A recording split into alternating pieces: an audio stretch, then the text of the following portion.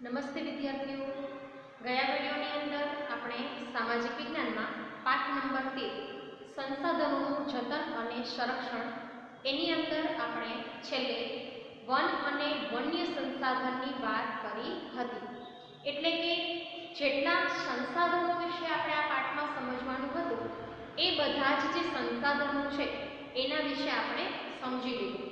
एटले के सौप्रथम आपणे भूमि संसाधन जोयुं, त्यार पछी खनिज संसाधन की बात करी हती, त्यार पछी जल संसाधन लीधुं हतुं, त्यार पछी आपणे बात करी हती जंगलो एटले के वन संसाधन की अने त्यार पछी वन्यजीव संसाधनों की बात करी गया। हवे पछी आपणे रण प्रदेश विषे आजना मुद्दामां बात करवाना छीए। हवे रण प्रदेश छे एमां आपणे मुख्यत्वे त्रण जे प्रदेशों छे रण प्रदेशों एनी बात करशुं। एमां सौप्रथम आपणे सौथी मोटुं विश्वनुं जे सौथी मोटुं अने विशाळ रण छे एवा सहाराना रणनी बात करशुं के जे क्यां आवेलुं छे आफ्रिका खंडनी अंदर आवेलुं छे। ज्यारे त्यार पछी आपणे लद्दाखनुं रण के जे एशिया खंडमां एटले के आपणा भारतनी अंदर आवेलुं छे उत्तर सरहदे त्यां आगळ तेनी बात करशुं लद्दाखना रणनी। अने त्यार पछी आपणे आपणा गुजरातनी अंदर आवेल कच्छना रणनी बात करीशुं। कच्छना रण, लद्दाखना रण अने सहाराना रण प्रदेशनी साथे साथे आपणे त्याना लोको, त्यानुं लोकजीवन, त्यां वनस्पतिओ केवी छे, त्यानुं प्राणी जगत केवुं छे ए बधी ज जे माहितीओ छे एनो आपणे टूंकमां अभ्यास करीशुं। हवे आपणे आजना विडियोनी अंदर जे मुद्दो शरू करवानो छे ए छे रण प्रदेशनुं जीवन।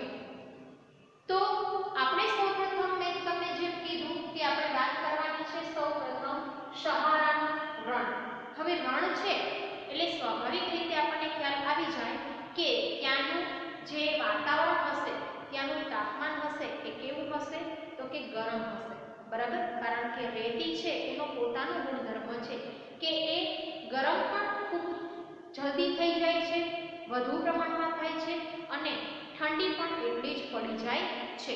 તો અહીંયા આગળ આપણે વાત કરીએ સહારાનું જે રણ છે એની, એટલે કે સહારાનું ગરમ રણ। આ રણ છે એ દુનિયાનું સૌથી મોટું અને વિશાળ રણ છે જે ક્યાં આવેલું છે તો કે એ બાજુમાં જે નકશો છે એમાં તમે જોઈ શકશો કે સહારાનું રણ જે આફ્રિકા ખંડની અંદર उत्तरનો જે વિસ્તાર છે, उत्तर भाग છે એટલે કે ઉપરનો જે ભાગ છે આફ્રિકા ખંડનો ત્યાં આગળ આવેલું છે। હવે વિશ્વનું સૌથી મોટું અને વિશાળ રણ એટલે કે સહારાનું ગરમ રણ। હવે ત્યાંની આબોહવા છે એ કેવી હશે તો કે આપણને ખ્યાલ છે કે રણ પ્રદેશની આબોહવા મોટે ભાગે કેવી હોય છે તો કે ગરમ હોય છે અને સાથે સાથે સૂકી હોય છે। કેવી હોય છે? શુષ્ક હોય છે।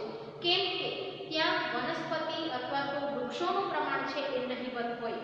અને આપણે આગળ જંગલનું મહત્વ સમજ્યા એની અંદર પણ આપણે કીધું હતું કે જો વૃક્ષોનું પ્રમાણ વધારે હોય તો એ વાતાવરણની અંદર ભેજ જાળવી રાખે। પરિણામે રણ પ્રદેશમાં વૃક્ષોનું નહિવત પ્રમાણ હોવાથી ત્યાંની આબોહવા ગરમ અને સૂકી એટલે કે શુષ્ક હશે। વરસાદ છે સાવ કેવો પડે છે સહારાની રણ પ્રદેશની આપણે વાત કરીએ તો ત્યાં સૌથી ઓછો કે સાવ નહિવત અથવા તો ઓછો વરસાદ પડે છે। હવે ત્યાં વરસાદ ઓછો પડે છે, પરિણામે ત્યાં વનસ્પતિ છે એ પણ કેવી હશે? નહિવત હશે, અથવા તો જો થોડી ઘણી વનસ્પતિ ઉગતી હશે તો એ પણ ટૂંકું ટૂંકું ઘાસ હોય એ પ્રકારની જ વનસ્પતિ જોવા મળશે। હવે તાપમાનની વાત કરીએ તો સહારાના रणનું તાપમાન એટલે કે દિવસ દરમિયાન ત્યાં તાપમાન 50 અંશ સેલ્સિયસ જેટલું જોવા મળે છે, જ્યારે રાત્રિનું તાપમાન છે એ ખૂબ જ નીચું આવી જાય છે એટલે કે રાત્રિનું તાપમાન 0 અંશ સેલ્સિયસ જેટલું નીચું થઈ જાય છે। એનો અર્થ એવો કે ત્યાંની આબોહવા છે એ આપણે કેવી કહી શકીએ તો કે વિષમ આબોહવા કહી શકીએ। કેમ કે દિવસ અને રાતના તાપમાનની અંદર જો આટલો બધો તફાવત હોય તો ત્યાંની આબોહવા કેવી કહેવાય? વિષમ આબોહવા કહેવાય। ત્યાર પછી વાત કરીએ આપણે વનસ્પતિ અને ત્યાંના જે પ્રાણી જગત છે, ત્યાંનું જે પ્રાણી જીવન છે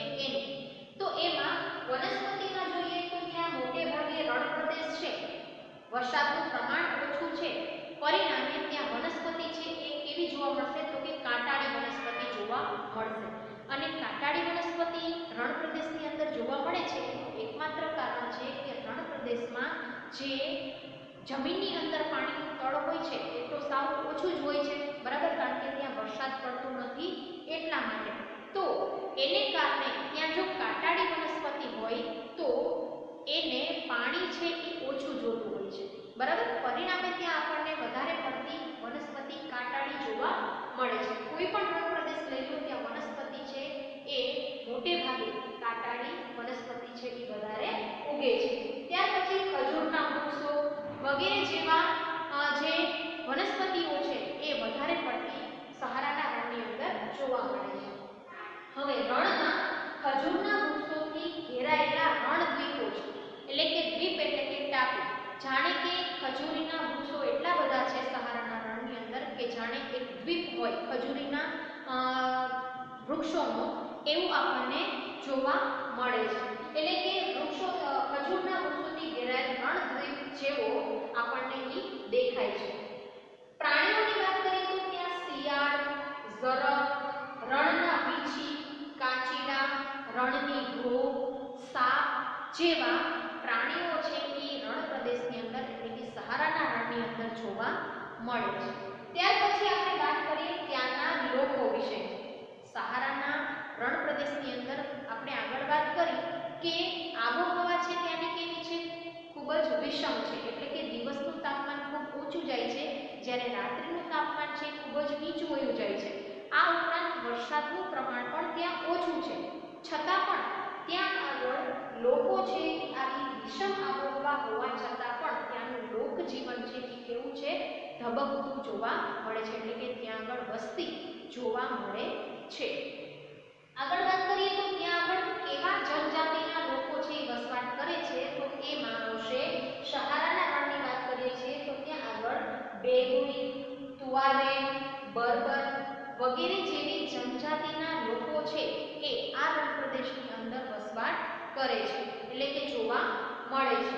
ત્યાર પછી મોટે ભાગે જે આ લોકો છે ત્યાં આગળ વસવાટ કરતી જે પ્રજા છે એનો વ્યવસાય છે એ ઘેટા, બકરા, ઊંટ જેવા પ્રાણીઓ છે એ પાળે છે, પાલતુ પ્રાણીઓ, અને એમાંથી જે કોઈ પણ ચીજ વસ્તુ દાખલા તરીકે દૂધ મેળવીને અથવા તો ચામડું કે પછી ઘેટા જે છે ઘેટાના ઊનમાંથી જે ગરમ વસ્ત્રો બનાવે છે એ રીતે પોતાની રોજગારી છે એ મેળવે છે.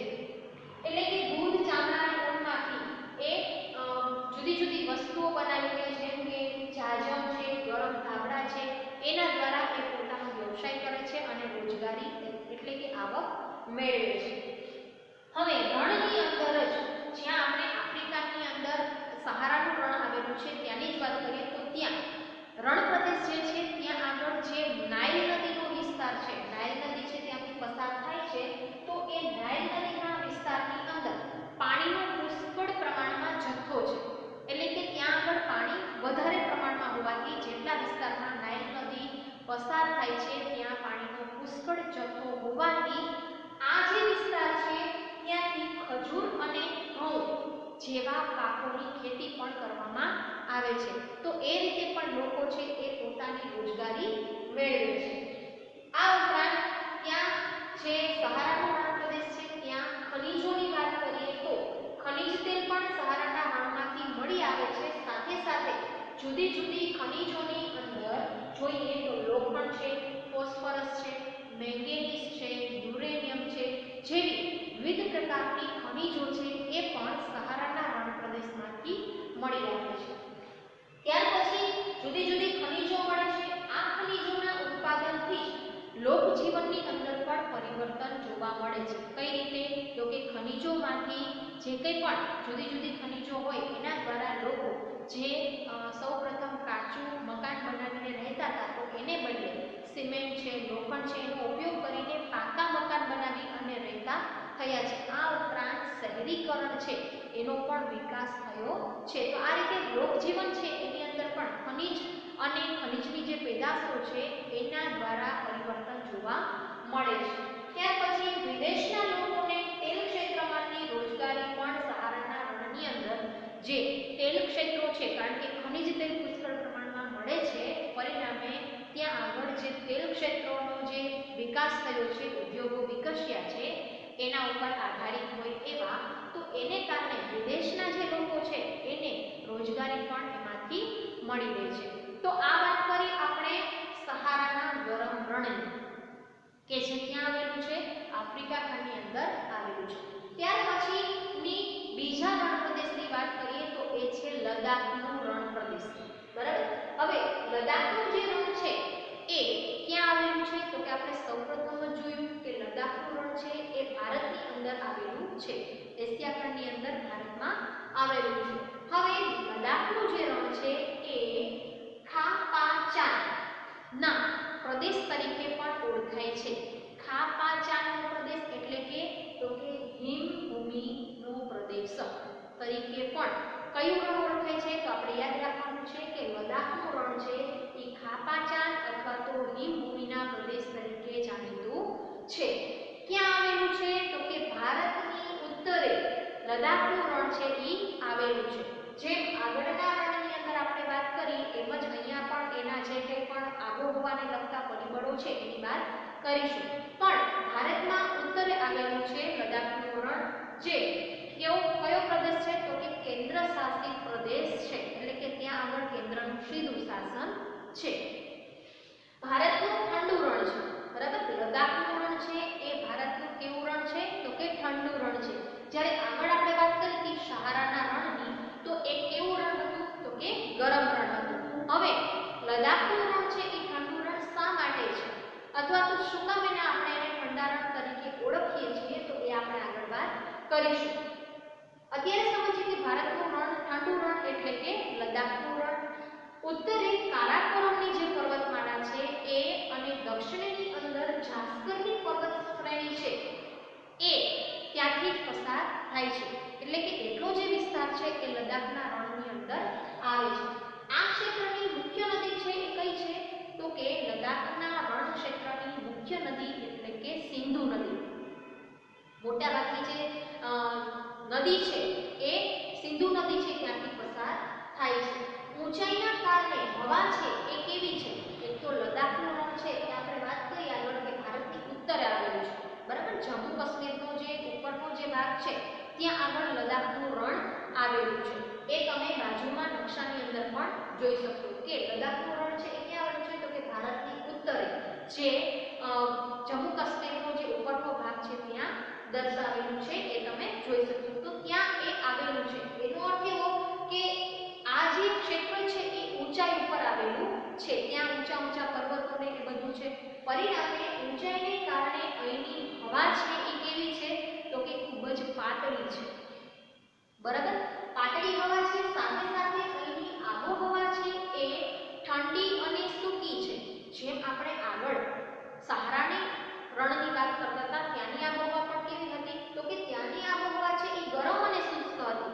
જ્યારે અહીંયા આગળ ઊંચાઈને કારણે અને પર્વતો હિમાલય ક્ષેત્ર છે એને કારણે અહીંની આબોહવા સૂકી તો છે જ, પણ કેવી છે, ઠંડી અને સૂકી છે. ઉનાળાનું તાપમાન જોઈએ તો અહીંયા આગળ ઉનાળાનું તાપમાન 0°C જેટલું દિવસે જોવા મળે છે. તો વિચાર કરો રાત્રિનું તાપમાન છે એની અંદર તો કેટલો તફાવત હશે. જેમ કે ઉનાળાનું તાપમાન જોઈએ તો ત્યાં 0°C છે, એનાથી ઉપર થોડું ઘણું હોય છે. જ્યારે રાત્રિનું તાપમાન છે એ -30°C થી પણ નીચું હોય છે. તો આ રીતે અહીંયા પણ તાપમાન છે, વાતાવરણ છે એની અંદર એક જ દિવસમાં આટલી બધી વિષમતા જોવા મળે છે. વરસાદ પણ કેવો છે, ખૂબ જ ઓછો છે. જેમ સહારાના રણની વાત કરી હતી એમ જ અહીંયા આગળ પણ વરસાદનું પ્રમાણ બહુ જ નહીવત છે અથવા તો ખૂબ ઓછો પડે છે.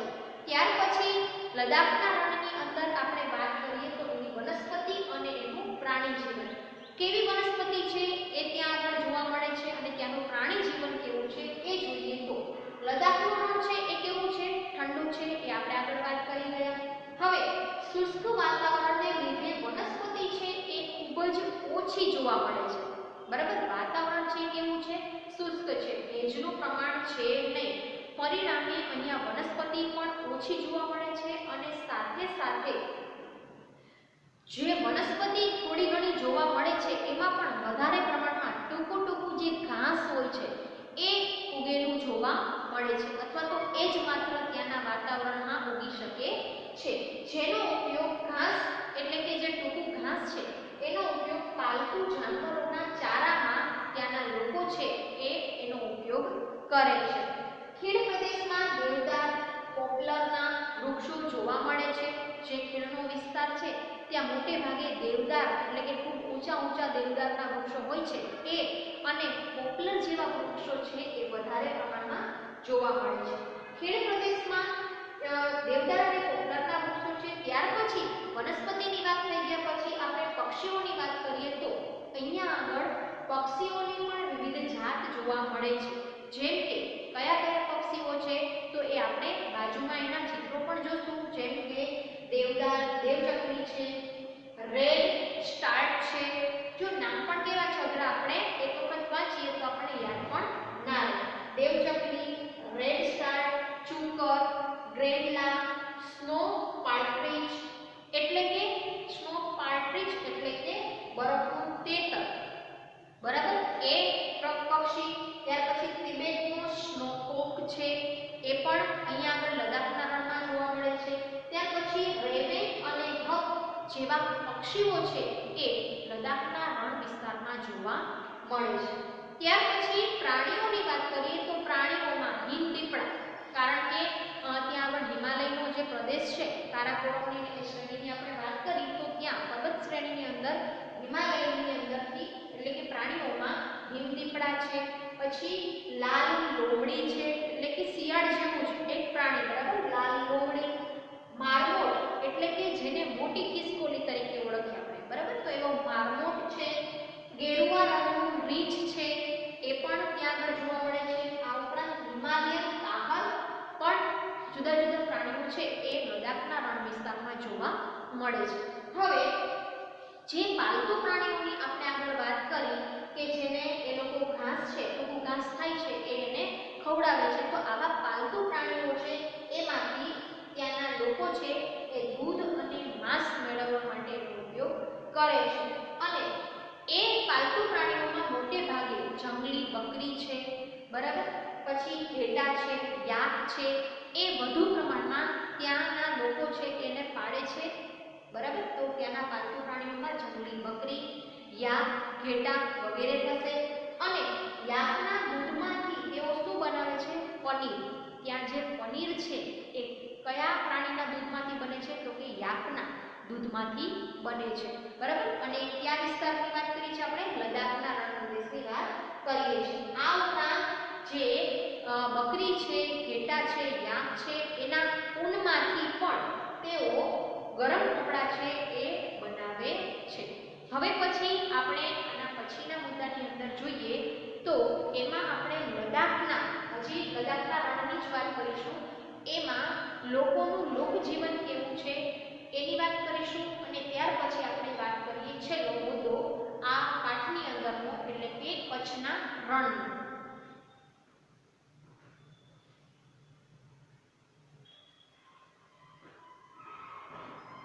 ત્યાર પછી આપણે લદ્દાખના લોકોની વાત કરીએ તો પહાડી સૌંદર્ય અને સંસ્કૃતિ તરીકે લદ્દાખનું જે રણ છે એ જાણીતું છે. એટલે કે એનો જે વિસ્તાર છે એમાં પહાડોને કારણે જે સૌંદર્ય છે એ ખૂબ જ અદ્ભુત છે અને સંસ્કૃતિ છે એ પણ ખૂબ જ અદ્ભુત છે. એને કારણે એ પ્રદેશ છે એ ઓળખાય છે, એના તરીકે જાણીતું છે. ત્યાં આગળ વસતી જે પ્રજા છે એમાં મોટે ભાગે ઇન્ડો આર્યન, તિબેટિયન, લદ્દાખી પ્રજાતિ છે. એ પ્રજાતિઓ છે એ વધારે વસવાટ કરે છે, ત્યાં આગળ વસે છે. મોટે ભાગે ત્યાંની જે પ્રજાતિઓ છે એટલે કે તિબેટિયન પ્રજા હોય કે લદ્દાખી પ્રજા હોય, ઇન્ડો આર્યન પ્રજા હોય, એ બધાનો મોટે ભાગે જે ધર્મ છે એ કયો છે? બૌદ્ધ ધર્મ છે.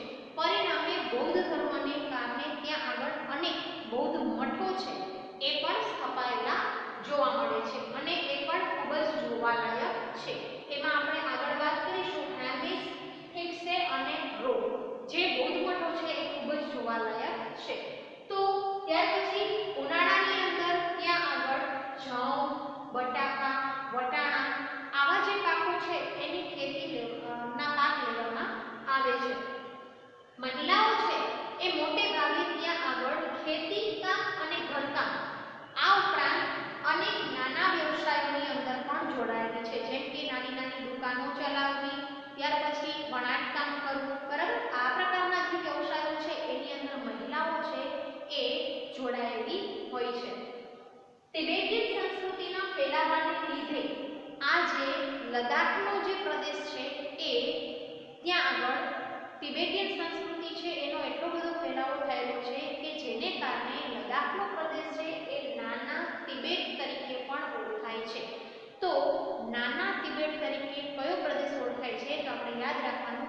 લદ્દાખનો પ્રદેશ છે એ નાના તિબેટ તરીકે જાણીતો છે.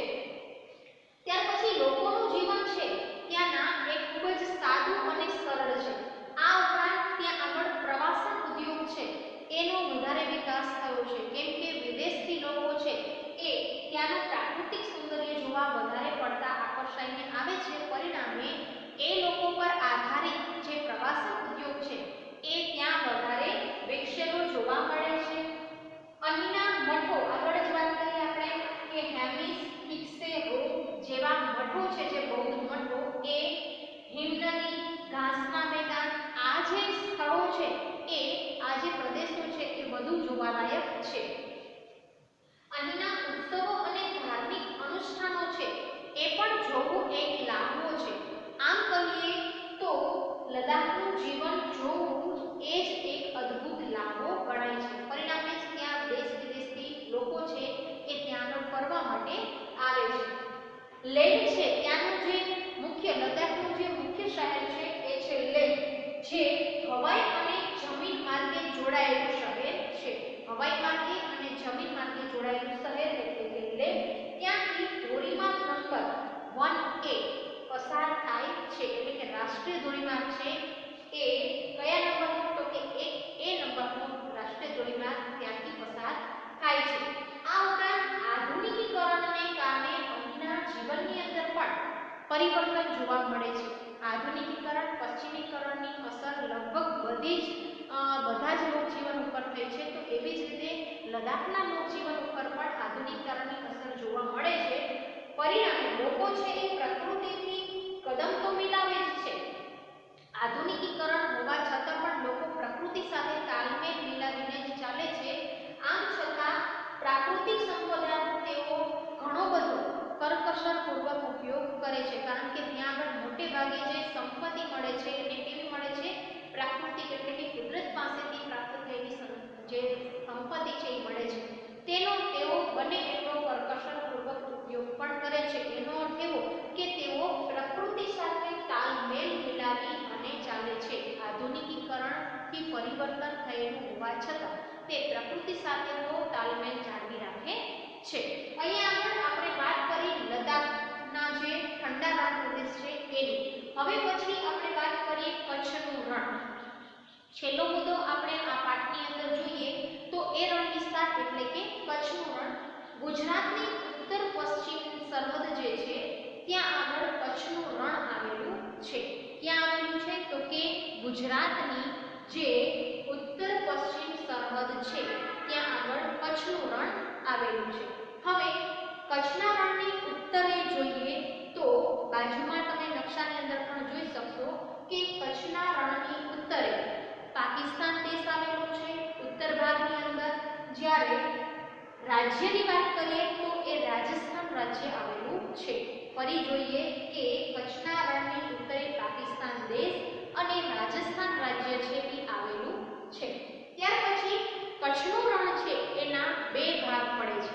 કયા કયા, તો કે એક તો નાનું રણ અને બીજું મોટું રણ. હવે એવું કહેવાય છે કે કચ્છનો જે વિસ્તાર છે એ ખંડીય છાજલીમાંથી ઉચકી અને બહાર આવેલો છે એવું માનવામાં આવે છે. કચ્છનું રણ છે એ કઈ રીતે અસ્તિત્વમાં આવ્યું, તો કે જે પ્રાકૃતિક જે ફેરફારો થાય છે, જે પ્લેટો છે, ઇન્ડો એશિયન ને એ બધી પ્લેટોના નામ આપણે આગળ પહેલા સત્રની અંદર ભણી ગયા છે, બરાબર. તો એ જે પ્લેટો છે એ ખસવાથી પરિણામે ખંડીય છાજલી ઉચકવાથી કચ્છના રણનો વિસ્તાર છે એ બનેલો છે એવું મનાય છે. ગુજરાતનું આ રણ છે એ થરના રણનો જ એક ભાગ છે, પણ જે અમુક વર્ષોની પ્રક્રિયા બાદ જ્યારે ખંડીય છાજલી ઉચકી ગઈ પરિણામે તે થરના રણમાંથી અલગ પડી અને કચ્છના રણ તરીકે ઉભરી આવ્યું છે. એટલે કે તે એક થરના રણનો જ ભાગ છે. જે રાજસ્થાનનું જે થરનું રણ છે એનો જ એક ભાગ એટલે કે આપણું જે કચ્છનું રણ છે એ ગણાય છે. હવે આ રણ છે એ સફેદ રણ તરીકે જાણીતું છે. એટલે તમે ત્યાં જુઓ તો જાણે સફેદ ચાદર પાથરી હોય એવું આખું દ્રશ્ય કચ્છના રણનું દેખાય છે. તો કચ્છનું રણ છે એ સફેદ રણ તરીકે જાણીતું છે. અહીંની આબોહવા જોઈએ તો આબોહવા છે કેવી છે, ગરમ અને સૂકી છે.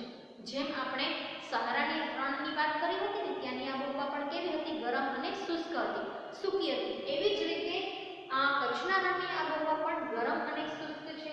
વનસ્પતિ અને પ્રાણી જગતની વાત કરીએ તો કચ્છના રણની અંદર કચ્છનો જે વન્ય વિસ્તાર છે એ ખૂબ જ જાણીતો છે, બરાબર. વિવિધ પ્રકારના ઘાસ છે, કાંટાળી વનસ્પતિ એટલે કે કાંટાળા ઝાખરા છે, એ અહીંયા આગળ વનસ્પતિ તરીકે જોવા મળે છે. કચ્છનું રણ આગળ વધતું અટકાવવા માટે અહીંયા આગળ વધારાના ગાંડા બાવળના જે વૃક્ષો છે એ પણ ઉગાડવામાં આવે છે, બરાબર. કચ્છનું રણ છે એ આ વૃક્ષોને કારણે આગળ વધતું અટકાવી શકાય. પરિણામે ત્યાં ગાંડા બાવળના વૃક્ષો છે એ પણ વાવવામાં આવે છે. પરિણામે વનસ્પતિમાં એ પણ આવશે, એટલે કે ગાંડા બાવળના વૃક્ષો છે એ પણ વનસ્પતિમાં ત્યાં જોવા મળે છે. કચ્છના મોટા રણની વાત કરીએ તો કચ્છના મોટા રણમાં સુરખાબ એટલે કે ફ્લેમિંગો પક્ષી છે એ જોવા મળે છે. હવે તમને ખ્યાલ હશે કે ફ્લેમિંગો છે એ આપણું રાજ્ય પક્ષી છે, ગુજરાતનું રાજ્ય પક્ષી એટલે કે સુરખાબ પણ ક્યાં જોવા મળે છે? તો કે કચ્છનું જે મોટા રણનો વિસ્તાર છે ત્યાં જોવા મળે છે. આ ઉપરાંત લાવડી, ઘોરાડ, કુંજ, સારસ વગેરે જેવા પક્ષીઓ છે એ પણ ત્યાં કચ્છના રણમાં જોવા મળે છે. એમાંનું જે ઘોરાડ પક્ષી છે એ એવું કહેવાય છે કે લુપ્ત થવાને આરે છે, એટલે કે એની જે જાતિ છે એ સંકટમાં છે. ઘુડખર એટલે કે જંગલી ગધેડા, નીલગાય, સોનેરી શિયાળ, હેણોદરો, નાગ, ચિંકારા, કાળિયાર, ઝરખ જેવા જે પ્રાણીઓ છે એ પણ કચ્છમાં જોવા મળે છે. એમાં જે ઘુડખર છે એ ક્યાં જોવા મળે છે? કચ્છના નાના રણમાં જોવા મળે છે. ત્યાર પછી આપણે વાત કરીએ વિદ્યાર્થીઓ કચ્છના લોકજીવનની, બરાબર. કચ્છનો જે રણ પ્રદેશ છે ત્યાંનું લોકજીવન છે એ કેવું છે? વૈવિધ્યસભર છે. કેવું છે? વૈવિધ્યસભર છે. ત્યાં આગળ મોટે ભાગે ઘેટા બકરા, ગાય ભેંસ, ઊંટ, ગધેડા જેવા પાલતુ પ્રાણીઓ છે એમનું લોકો છે એ એને પાળે છે. અને દરિયા કિનારાના જે લોકો છે એટલે કે કચ્છના રણને જે દરિયા કિનારો છે વિશાળ મળેલો છે ત્યાં આગળ વસવાટ કરતા ત્યાંના પ્રદેશમાં વસતા જે લોકો છે તેઓ મોટે ભાગે વહાણવટુ, માછીમારી કે પછી ઝીંગા એટલે કે દરિયામાંથી જે માછલાઓ છે એ પકડવાના ઉદ્યોગ સાથે, વ્યવસાય સાથે જોડાયેલા છે. જ્યારે પાલતુ પ્રાણીઓ જે લોકો પાળે છે એ લોકો પાલતુ પ્રાણીઓના વ્યવસાય સાથે જોડાયેલા છે. ઘણા વિસ્તારની વિશિષ્ટ આબોહવાને લીધે અહીંયા આગળ ખારેક છે, દાડમ છે, કચ્છની કેસર કેરી છે જેવા ખેતીના પાકો પણ લેવામાં આવે છે. મુખ્ય ખેતી પાક જો જોઈએ કચ્છનો તો એ છે બાજરી, બરાબર. બાજરી છે એ મુખ્ય ખેતી પાક તરીકે ત્યાં વાવવામાં આવે છે અને ઉત્પાદન લેવાય છે. ઘણા લોકો છે વિશિષ્ટ પ્રકારના ભરત ગૂંથણ અને કારીગરી સાથે પણ જોડાયેલા છે અને એ રીતે પોતાની રોજગારી મેળવે છે. આધુનિક ઉદ્યોગોના વિકાસથી રોજગારીનું ઘટતું પ્રમાણ છે એ આપણી સામે આવે છે. જે લોકો હસ્તકલા ઉદ્યોગ સાથે જોડાયેલા હોય તો એ લોકોને જે આધુનિક જે ઉદ્યોગો છે એની સ્થાપના થઈ, પરિણામે એનું જે હસ્તકલાને એ બધા ઉદ્યોગો છે એ ધીમે ધીમે ભાંગી પડે છે એવું પણ જોવા મળે છે, એટલે કે એની રોજગારી છે એના ઉપર એની અસર થાય છે.